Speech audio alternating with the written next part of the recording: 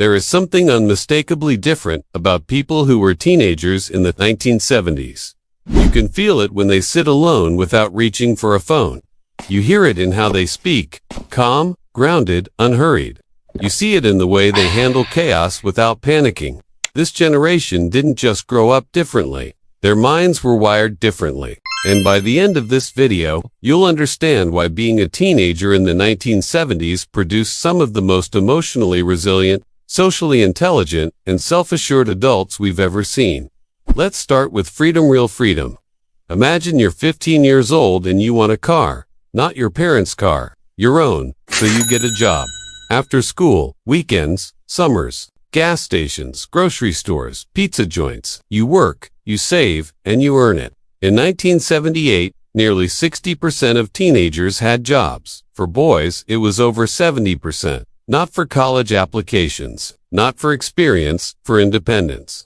Then one day, you hand over $400 in cash for a beat-up Dodge Dart with 80,000 miles on it. The radio barely works. The door sticks. It burns oil, but it's yours. And in that moment, something permanent locks into your brain. You can create your own freedom. That car wasn't transportation. It was identity. Now you could go anywhere. Cruise Main Street on Friday nights. Hang out at the drive-in park by the lake. Gas was expensive after the oil embargo, but it didn't matter, you earned every mile. Your parents gave you one rule: be home by midnight. What you did before that was your responsibility. No GPS, no check-ins, no tracking apps. Just you, the road, and your judgment. If plans changed, you didn't text. You searched. You knew where people gathered. You read parking lots. You understood the unwritten social map of your town.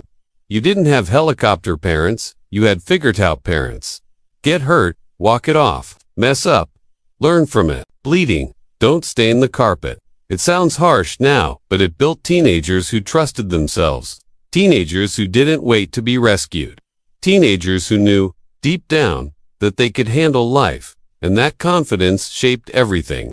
Social life wasn't mediated, it was lived. The mall wasn't shopping. It was society. The arcade wasn't entertainment. It was a social laboratory. Pac-Man pinball, Space Invaders. You learned who cracked under pressure, who cheated, who shared their last quarter. This wasn't wasting time. This was social intelligence forming in real time. Dating wasn't easier, was braver. You didn't DM someone. You called their house. On a shared family phone. Sometimes her father answered. You introduced yourself. You stood there, heart pounding, while he decided whether you were worthy. If you passed, you showed up at the door. You rang the bell. You faced the parents. You made small talk. Honkin' text culture didn't exist. Presence did. And when relationships ended, there was no public humiliation. No online warfare. No digital scars. Just return jackets. Rings handed back. Quiet heartbreak. And heartbreak wasn't numbed, was felt. You laid on your bedroom floor, listening to the same song on repeat. You cried. You wrote letters you never sent. You drove at night just to feel something move. There was no instant validation, and that's why it worked. You learned that pain doesn't destroy you. That emotions pass. That you survive. That's emotional resilience. Boredom taught its own lessons. No one entertained you. No algorithm filled silence. You drove aimlessly. Sat in diners for hours. Talked until 2 in the morning about everything and nothing. You learned that empty time wasn't dangerous. It was fertile. Modern brains panic without stimulation. Yours learned how to sit still. Solitude wasn't loneliness. It was identity formation. Your room became a universe. Posters, records, journals. You didn't scroll music, you committed to it. 40 minutes. Front to back. Liner notes, album art. Meaning, you thought deeply. You asked big questions. You learned who you were without broadcasting it. Mistakes weren't immortalized. You failed tests. Got rejected. Didn't make the team, and then you moved on. No viral shame. No digital record. No safety net. Psychologists now call this anti-Froggy Adam, becoming stronger through difficulty. You just called it life.